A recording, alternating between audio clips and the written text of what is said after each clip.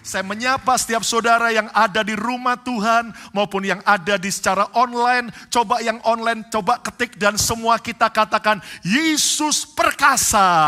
Yesus Lebih keras, 2, 3. Yesus perkasa. Sekali lagi 2, 3. Yesus perkasa. Kita beri tepuk tangan bagi Yesus Tuhan. Haleluya. Silakan duduk kembali Bapak Ibu. Saudara, kita terus belajar tentang reference. Bagaimana kita harus punya rasa hormat kepada Tuhan dan juga sesama. Dan saudara, minggu lalu kita sudah belajar perbedaan antara keluarga Imam Eli yang tidak menghormati Tuhan dengan keluarga Samuel yang sangat menghormati Tuhan. Dan Anda tahu bagaimana Alkitab berkata, Tuhan berkata, siapa menghormati Tuhan, ia akan dihormati. Tetapi siapa menghina Tuhan, ia akan direndahkan. Nah, hari ini kita akan kembali belajar lebih dalam lagi. Saudaraku, kita akan menyelidiki tentang Samuel. Mari kita lihat dalam 1 Samuel 3 ayat 4 sampai 10. Anda yang online coba ketiklah 1 Samuel 3 ayat 4 sampai 10. Mari kita lihat di Alkitab berkata apa? Lalu Tuhan memanggil Samuel, Samuel. Dan ia, Samuel menjawab, ya Bapa. Ayat yang kelima. Lalu berlarilah ia, Samuel kepada Eli. Serta katanya, ya Bapa, bukankah Bapa memanggil aku? Tetapi Eli berkata, aku tidak memanggil, tidurlah kembali. Lalu pergilah ia, Samuel tidur. Ayat yang ke-6. Dan Tuhan memanggil Samuel sekali lagi. Samuel pun bangunlah. Lalu pergi mendapatkan Eli serta berkata, ya Bapa, bukankah Bapa memanggil aku? Tetapi Eli berkata, aku tidak memanggil anakku. Tidurlah kembali. Ayat 7. Samuel belum mengenal Tuhan. Firman Tuhan belum pernah dinyatakan kepadanya. Ayat 8. Dan Tuhan memanggil Samuel sekali lagi untuk ketiga kalinya. Samuel pun bangunlah. Lalu pergi memanggil Eli serta katanya, ya Bapa, bukankah Bapa memanggil aku? Lalu mengertilah Eli bahwa Tuhanlah yang memanggil anak itu. Ayat 9, perhatikan. Sebab itu berkatalah Eli kepada Samuel, pergilah tidur, dan apabila ia Tuhan memanggil engkau, katakanlah berbicaralah Tuhan, sebab hambamu ini mendengar. Maka pergilah Samuel, dan tidurlah ia di tempat tidurnya. Ayat yang ke-10. Lalu datanglah Tuhan berdiri di sana, dan memanggil seperti yang sudah-sudah, Samuel, Samuel. Dan Samuel menjawab, berbicaralah sebab hambamu ini mendengar. Saudara sekalian, lihat bagaimana sikap hormat Samuel kepada Tuhan dan kepada Imam Eli. Coba renungkan waktu itu Samuel masih muda sekali. Coba Anda bisa bayangkan dia masih mungkin teenager, lagi di tengah malam, tidur, lagi asik-asiknya tidur. Lalu ada suara memanggil, Samuel, Samuel. Dan Anda bisa bayangkan bagaimana Samuel harus bangun dari rasa ngantuknya. Lalu dia datang ke kamar Eli dan dia berkata, ya Bapak, Bapak memanggil saya.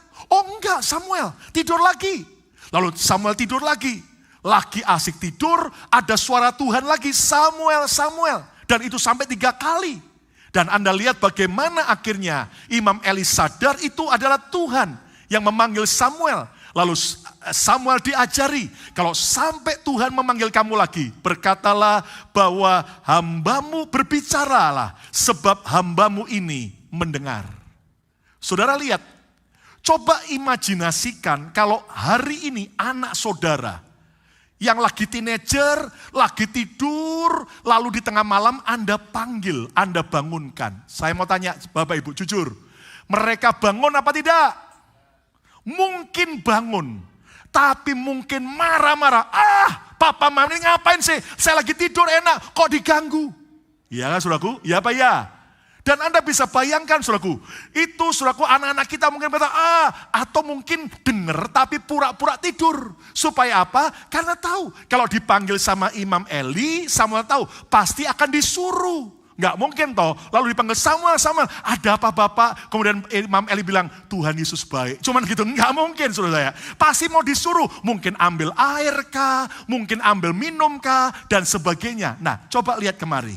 Saudara, Samuel berbeda. Dan mungkin Anda berkata, tapi zaman Samuel kan dengan zaman sekarang kan beda Pastor Lukas. Saudara, semua tergantung daripada sifat dan keputusan orang itu sendiri. Setuju? Katakan amin.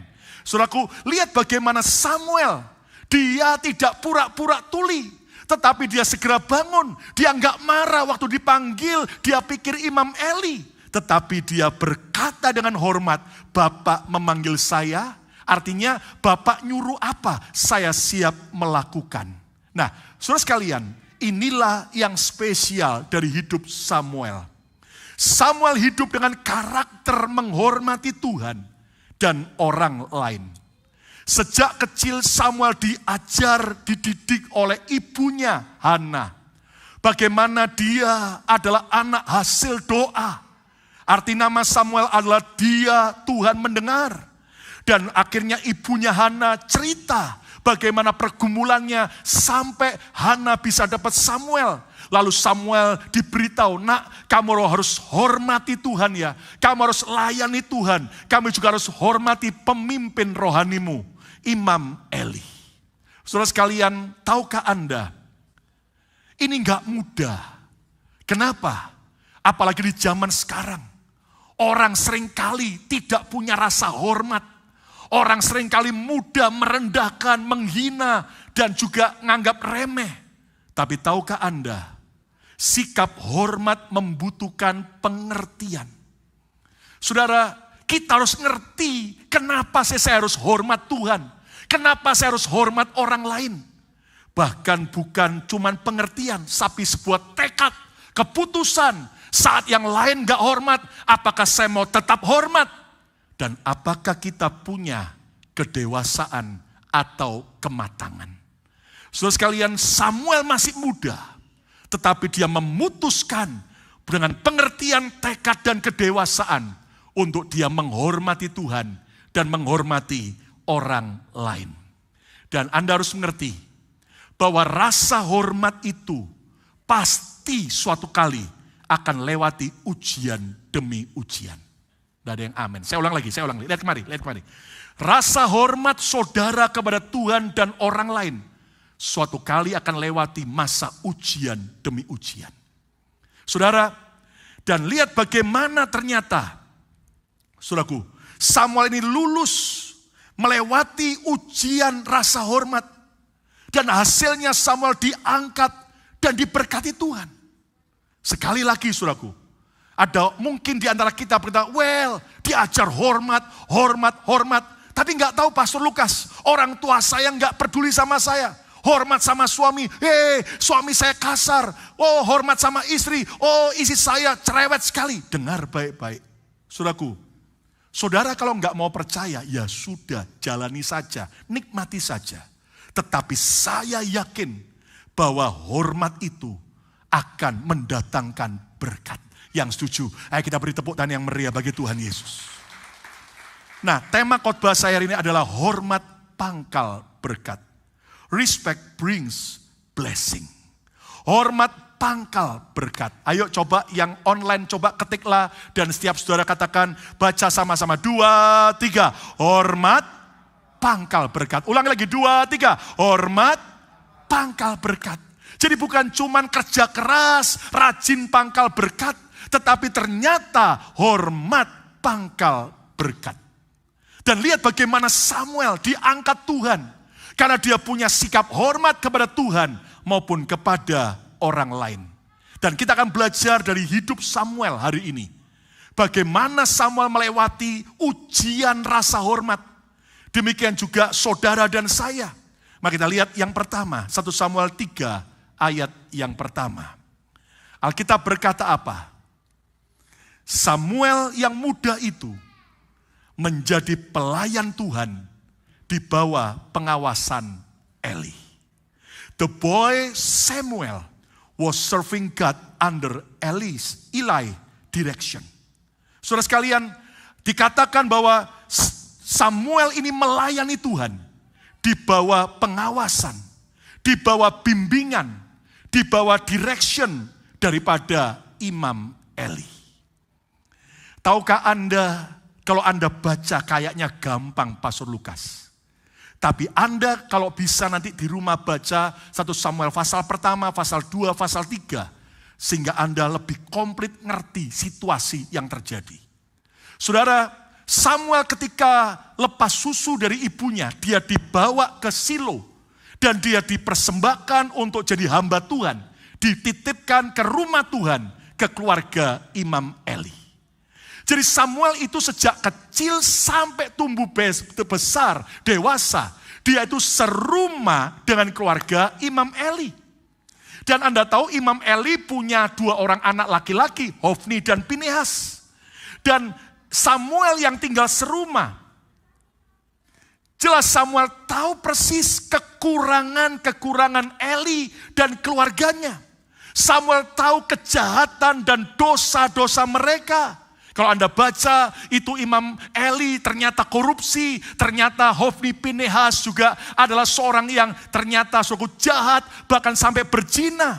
Tetapi hebatnya, walaupun Samuel tahu persis semua kelemahan-kelemahan daripada keluarga Imam Eli, Samuel tetap bisa hormat dan tetap mau dibimbing oleh Imam Eli.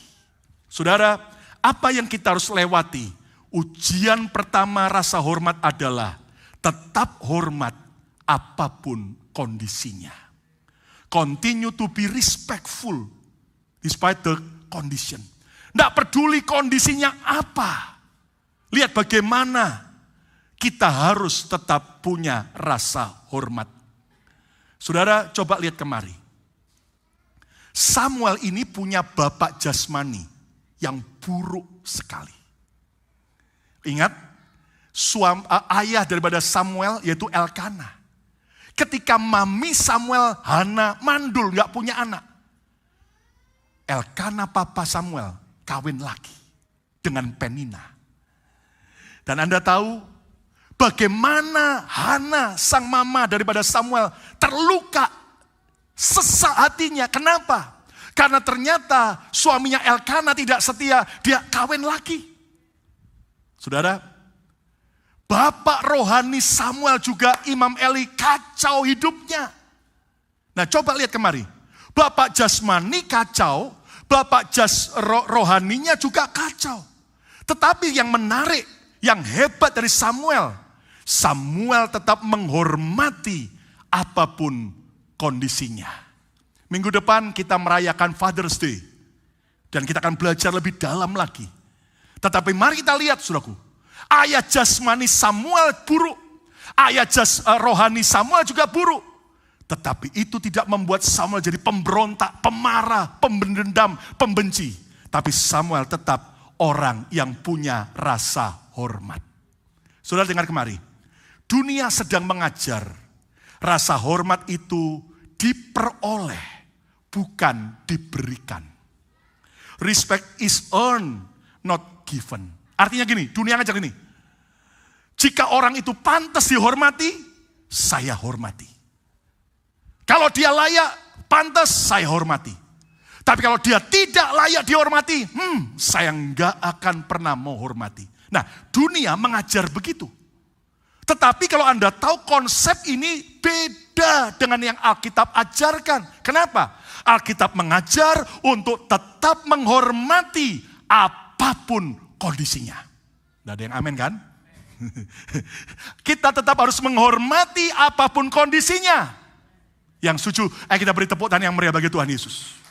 Nah, yang tidak tepuk tangan itu enak saja. Mertua saya galak, mertua saya begitu. Masa saya harus hormat? Lihat, saudaraku, Alkitab mengajar untuk kita tetap hormat apapun kondisinya, apapun keadaannya. Saya bisa buktikan banyak ayat dari Alkitab, tapi beberapa saja. Lihat Ulangan 5 ayat 16. Ulangan 5 ayat 16. Yang online coba ketik Ulangan 5 ayat 16. Ayo baca sama-sama. Ini ayat penting. 2, 3. Hormatilah ayahmu dan ibumu, seperti yang diperintahkan kepadamu oleh Tuhan Allahmu. Supaya apa? Lanjut umurmu dan baik keadaanmu di tanah yang diberikan Tuhan Allahmu kepadamu. Lihat, ini ayat berkata hormatilah ayahmu dan ibumu. Respect your father and mother.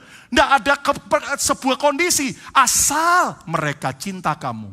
Asal mereka baik sama kamu. Asal mereka peduli sama kamu. Mereka perhatian pada kamu. No. Artinya begini. Tuhan berkata, baik orang tuamu baik maupun jahat sekali. Maupun ibumu baik ataupun dia tidak tanggung jawab. Firman berkata, tetap hormati mereka tanpa penyebab.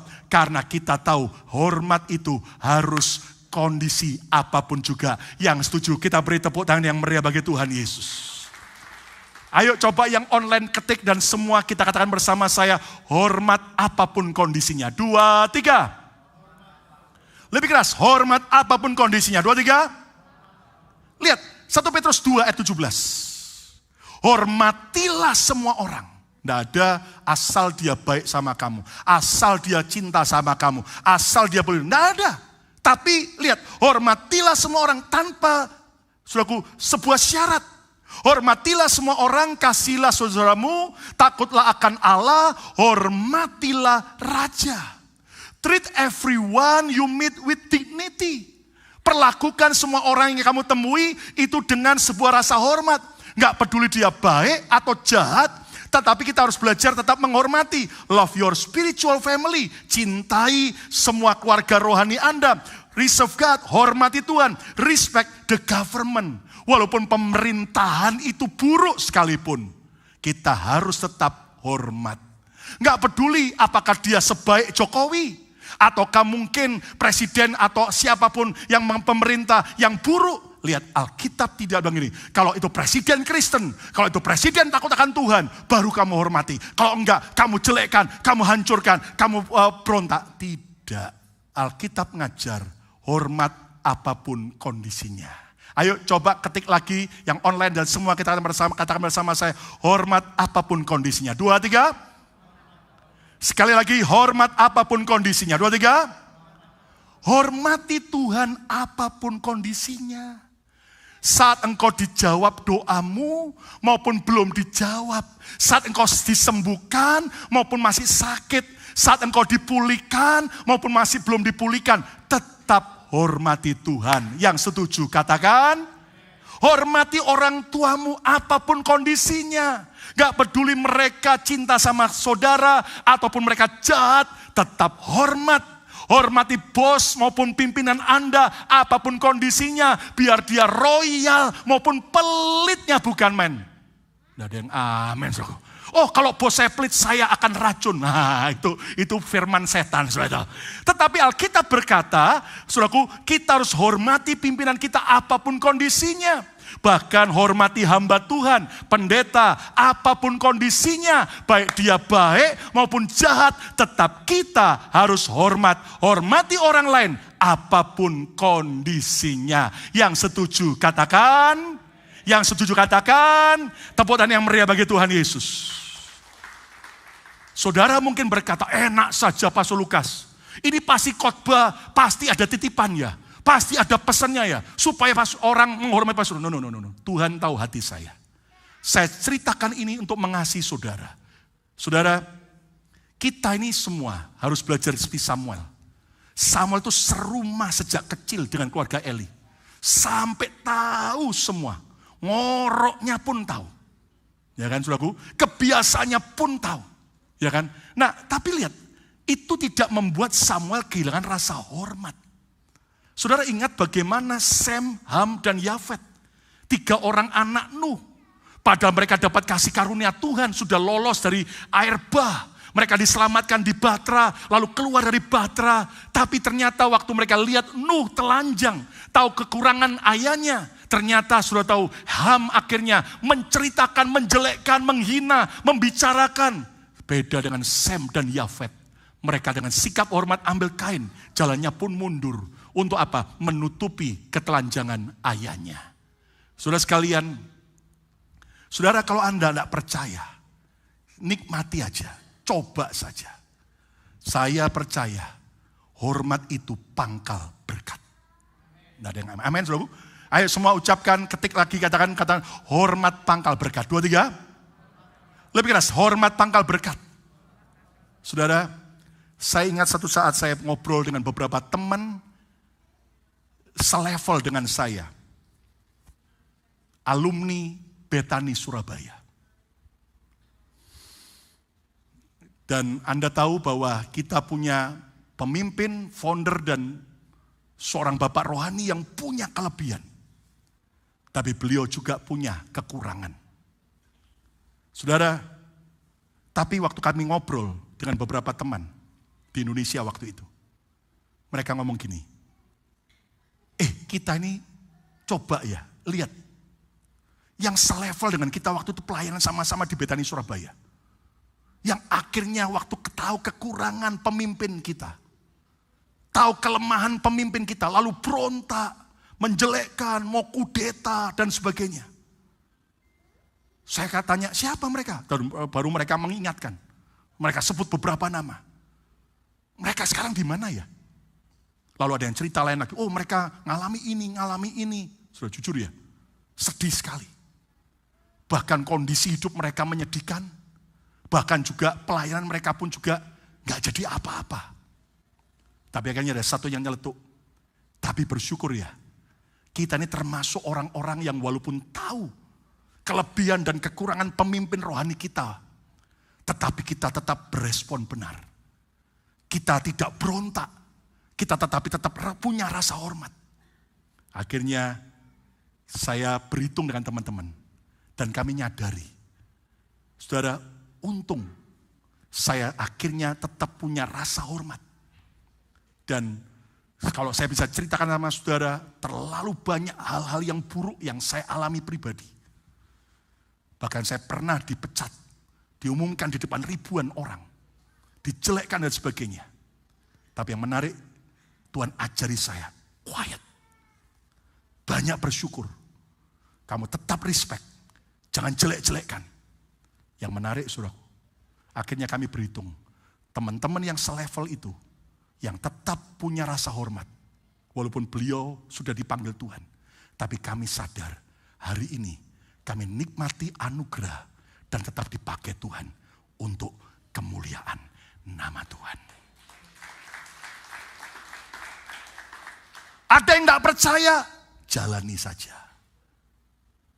Tetapi karena saya cinta saudara, ayo coba ketiklah lagi dan ucapkan bersama saya mau belajar hormat apapun kondisinya. 2, 3, saya mau belajar hormat apapun. Sekali lagi 2, 3, saya mau belajar hormat apapun kondisinya. Tapi Pastor Lukas gak tahu, suami saya kasar, menyakitkan saya, masa saya harus hormat sama dia? Bu, Alkitab berkata, kita tetap harus hormat. Gak ada sebuah syarat. Apakah suamimu takut akan Tuhan, setia? Ataukah kalau jelek, hajar dia, berontak ini? Tidak ada. Para suami-suami, hormati istrimu. Oh, mana ada ayat? Oh, ada. 1 Petrus berkata, hai suami, hormatilah istrimu. Mungkin istri Anda cerewet, istri Anda punya banyak kelemahan, dan sebagainya. Tapi Alkitab berkata, hormati apapun kondisinya. Anak-anak harus hormati orang tuamu apapun kondisinya. Tapi orang tua juga harus hormati anak apapun kondisinya. Loh, mana ada ayatnya? Oh, ada. Saya bisa buktikan sama saudara. Orang tua harus juga belajar menghormati anak. Dan saudaraku, mari kita belajar bagaimana ternyata kita harus tetap punya hormat apapun kondisinya. Tapi caranya bagaimana? Hormat apapun kondisinya. Lakukanlah seperti untuk Tuhan, bukan manusia. Saudara, kalau Anda hormat kepada bos Anda, kepada gembala Anda, hormat kepada pemerintah, hanya seperti untuk mereka, engkau akan kecewa. Tapi firman mengajar, lakukanlah seperti untuk Tuhan, bukan untuk manusia. Ketika engkau di kerjaan, saudaraku, mungkin atasanmu bengis, tapi engkau tetap belajar. Aku hormat bukan untuk dia, tapi engkau hormat untuk Tuhan. Dan percayalah, bosmu yang jahat, Tuhan bisa ubah dia jadi baik. Kalaupun dia tidak mau diubah Tuhan, cepat mati dia. Kalau dia cepat mati, Tuhan kasih kerjaan yang lebih baik buat saudara. Beri tepuk tangan yang meriah bagi Tuhan Yesus. Ya kan? Nah, kita belajar. Lakukan seperti itu Tuhan. Bukan untuk manusia. Dan percayalah Tuhan itu yang akan memberikan upah. Melihat seperti Samuel. Lihat, gak ada satu kata pun dari Samuel yang tercatat dia menjelek-jelekkan Imam Eli. Lalu dia berontak, lalu dia menjelekkan, dia kemudian viralkan. Oh ternyata Hofni Pinehas tukang zina. Oh ternyata tidak ada. Saudara, dalam dunia pelayanan sejak tahun 87 sampai hari ini dalam pelayanan saya udah lihat begitu banyak orang-orang yang akhirnya berontak, tidak punya hormat. Jujur, hasilnya menyedihkan. Ini bukan bicara soal hanya berkat, bukan cuma uang. Anak cucu itu sampai diberkati. Pernikahannya langgeng, itu berkat. Saya punya beberapa orang contoh yang ketika mereka berlaku buruk kepada atasannya, akhirnya anak cucunya cerai, berantakan. Saudara, saya berdoa dalam nama Yesus, itu tidak terjadi. Mulai sekarang berubah. Lakukanlah semuanya untuk Tuhan, bukan untuk manusia. Yang setuju katakan amin. Ayo coba yang online klik, ketiklah dan semua kita katakan bersama. Semua untuk Tuhan. 2, 3. Lalu sadar bahwa hormat membawa keuntungan. Ketika kita hormat, bukan menguntungkan orang yang kita hormati, tapi menguntungkan kita sendiri.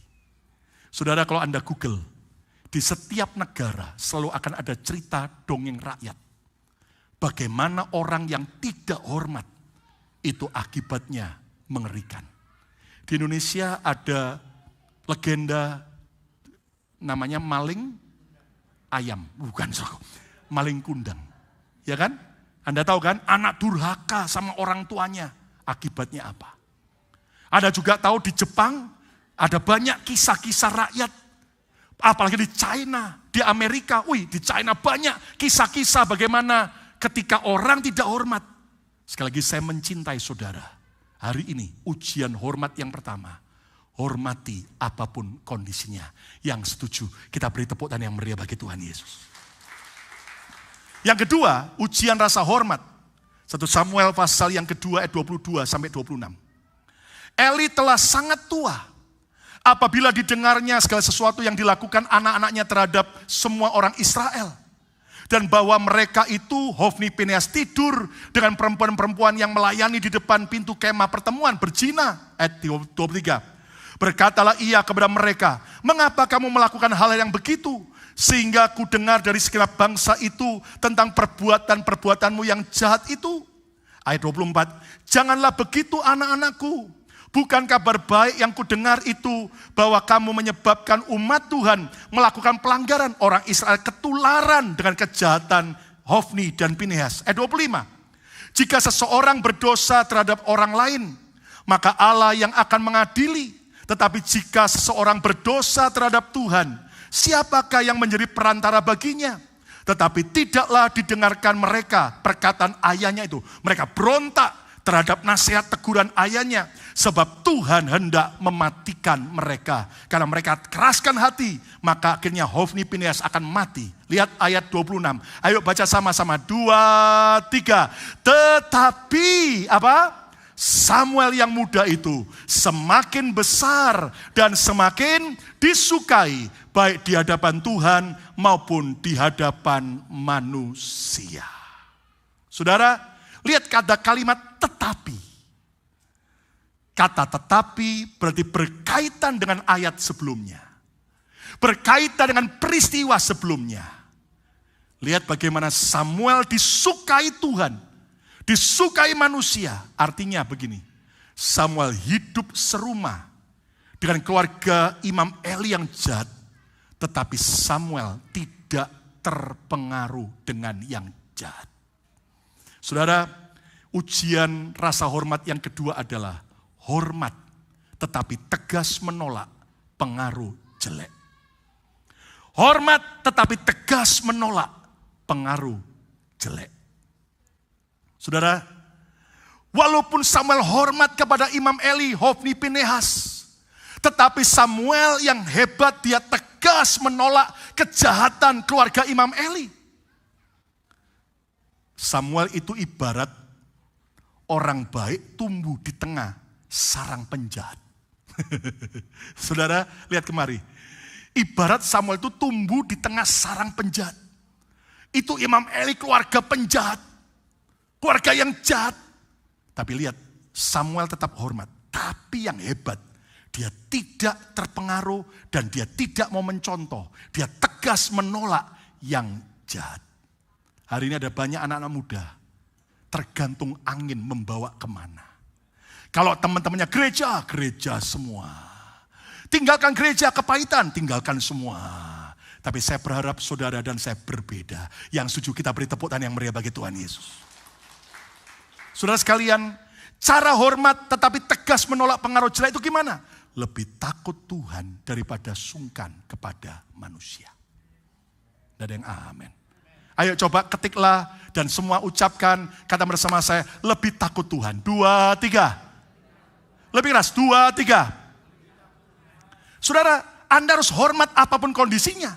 Tetapi kalau Anda diberi contoh yang buruk, untuk Anda ikut membenci, untuk Anda ikut kemudian berbuat jahat, saudara harus tegas. Banyak orang hancur gara-gara sungkan. Sungkan sama orang lain. Tapi Anda tahu ujung-ujungnya kita sendiri yang menanggung. Saya mendengar penembakan-penembakan yang terakhir terjadi. Seringkali saudaraku, kenapa? Emosi. Dan orang kadang-kadang sungkan. Dan akibatnya mengerikan. Hari ini saudaraku, kita harus belajar lebih takut Tuhan. Saudara, kita harus berdiri atas kebenaran. Yang setuju katakan amin. Dan jangan takut kalau akhirnya Anda disalah mengerti. Bahkan dimusuhi karena Anda berdiri di atas kebenaran. Sebagai pemimpin, saya tahu selalu ada resiko yang saya harus alami. Setiap kali keputusan apapun yang saya putuskan, percayalah, pasti ada yang suka maupun yang tidak suka. Tapi yang saya pastikan adalah apapun yang saya putuskan, saya mau doa dan saya mau itu benar-benar saya lakukan seperti kehendak Tuhan. Dan begitu saya putuskan, orang mau suka ataupun gak suka, bagi saya yang penting saya tetap takut akan Tuhan. Yang setuju, kita tepuk tangan yang meriah bagi Tuhan Yesus. Kita gak bisa nyenangkan semua orang. Kalau sudah mau nyenangkan semua orang, jangan jadi pemimpin. Jadilah tukang jual es krim. Jual es krim juga gak bisa nyenangkan semua orang. Mau cari yang es krim coklat, oh habis, orangnya marah. Yang ada vanila, oh sama yang rasa kopi, gak ada, sudah habis. Nah, tetapi mari kita belajar. Kita harus lebih takut Tuhan daripada sungkan kepada manusia. Saat teman kerjamu menjelek-jelekkan Tuhan, mereka menjelek-jelekkan hamba Tuhan, apakah engkau tetap hormat dan tidak ikut-ikutan? Disitulah ujian. Saya tahu tiap hari kita mungkin tinggal serumah, tidak semua dengan orang yang cinta Tuhan. Anda sekerjaan tidak dengan semua orang yang cinta Tuhan. Anda mungkin dalam komunitas ketemu dalam pergaulanmu, teman-temanmu yang kepahitan, teman-temanmu yang jahat, teman-temanmu yang seringkali ngajak untuk Anda berbuat kriminal dan sebagainya. Mari kita belajar lebih takut akan Tuhan. Yang mau tepuk tangan yang meriah bagi Tuhan Yesus. Lalu bijak menerima dan menolak. Gak semua harus diterima. Tapi juga kita harus bijak menolak. Saudara, Samuel ini ajaib ya. Lihat, waktu dilihat kakak rohaninya. Waktu dia lihat koko rohaninya, Hofni, Pinehas. Mungkin ditanya, Kak, kenapa kamu kok begitu? Itu kan haknya Tuhan, kok kamu ambil, kamu rampas persembahan untuk Tuhan. Oh, gak apa-apa. Kamu juga bisa, enggak apa-apa, ayo nikmati sama-sama. Lihat, bagaimana sama, no. Enggak. Kamu kok sok suci. Dia dibully mungkin. Waktu Samuel melihat dan mendengar kakaknya, rohaninya selingkuh, berzina dengan para wanita. Ayo Samuel, ini ada wanita juga, ayo tidur dengan dia. Tidak. Wow. Gak heran Tuhan sayang Samuel.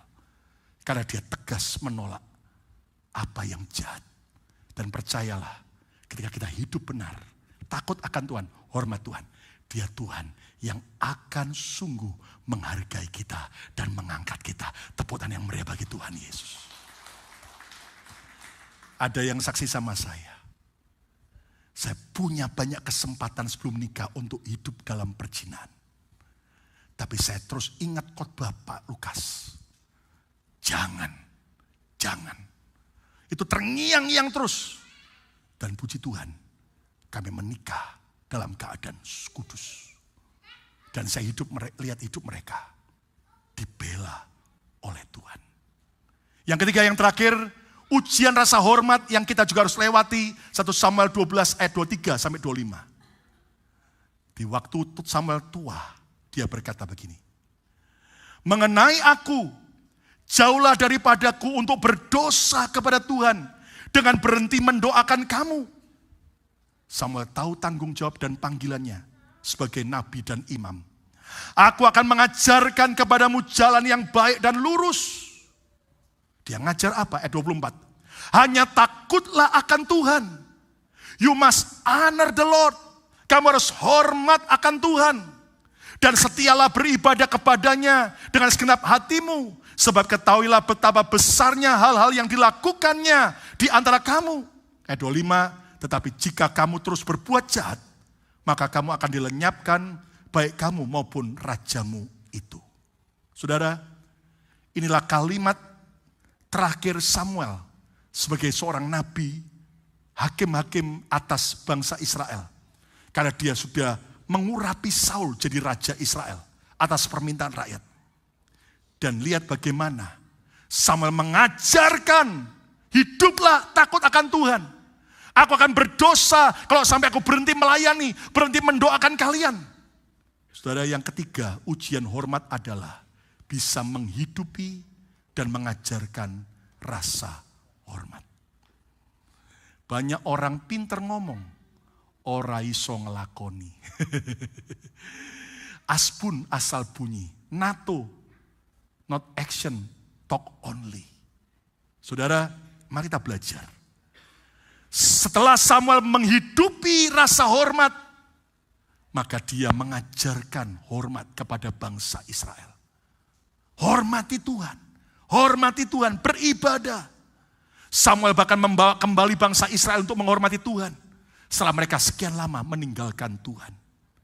Dan cara menghidupi dan mengajarkan rasa hormat adalah hidupi apa yang diajarkan. Dan ajarkan apa yang dihidupi. Tidak ada yang amin. Amin, saudaraku. Ayo coba dan semua kita katakan, saya mau menghidupi apa yang saya katakan. 2, 3. Saya mau menghidupi apa yang saya katakan. Sekali lagi, 2, 3. Saya mau menghidupi apa yang saya katakan. Kalau kita orang tua bilang, nak, rajin doa, baca Alkitab. Ya cuma ngomong doang. Anak-anak lihat papa mamanya cinta Tuhan enggak? Rajin baca Alkitab enggak? Nah, kamu harus ke gereja. Lah papa mamanya suka bolos dari gereja. Nah, kamu harus betul-betul hidup rukun. Lah papa mamanya tiap hari mencontohkan ribut berantem. Dan Anda tahu, ini sangat menyedihkan. Dan mari kita belajar. Kita harus bisa menghidupi dan mengajarkan rasa hormat. Siapa mau anak cucu kita hidup dengan rasa hormat yang luar biasa. Yang mau tepuk tangan yang meriah bagi Tuhan Yesus. Itu sebabnya sekarang kita orang tua contohkan sama mereka. Saudara juga hormat kepada Tuhan. Hormat kepada orang lain. Hormat kepada hamba Tuhan. Hormat kepada pemimpin. Hormat kepada pemerintah. Maaf saudaraku, ada orang dengan gampangnya jelekin pemerintah. Lihat sekarang saudaraku, bahkan di sosial media. Wih, netizen itu begitu kejam sekali. Kalau nyerang hamba Tuhan, waduh, sampai dicaci maki ini. Saudara, sekali lagi, jangan ikut-ikutan. Sebab saya percaya, hormat pangkal berkat. Ayo coba ketiklah lagi yang online dan semua kita katakan bersama saya, hormat pangkal berkat. 2, 3. Sekali lagi katakan hormat pangkal berkat. Kesimpulannya, sadari bahwa hormat adalah pangkal berkat. Miliki pengertian, miliki tekad dan kedewasaan dalam menghormati Tuhan dan manusia. Saudara, ujian harus kita lewati. Apakah kita tetap hormat? Yang pertama, tetap hormat apapun kondisinya. Ketika Tuhan tolong kita, ataupun Tuhan tidak tolong kita, apakah saudara tetap hormat? Dan yang kedua, hormat tetapi tegas menolak pengaruh jelek. Jangan jadi Kristen bunglon. Teman-temanmu jahat, ikut jahat. Teman-temanmu setia sama Tuhan, ikut setia. Tidak punya pendirian. Harus belajar tegas menolak pengaruh yang jelek. Dan yang ketiga, bisa menghidupi dan mengajarkan rasa hormat. Sampai akhirnya Samuel, bukan sejak muda saja, tapi sampai matinya, dia sangat disukai Tuhan dan manusia. Kita beri tepuk tangan yang meriah bagi Tuhan Yesus. Ayo coba ketiklah yang online dan ucapkan sama-sama saya, katakan, saya mau belajar punya rasa hormat. 2, 3, saya mau belajar punya rasa hormat. Sekali lagi 2, 3, saya mau belajar punya rasa hormat. Mari kita berdiri sama-sama. Terima kasih.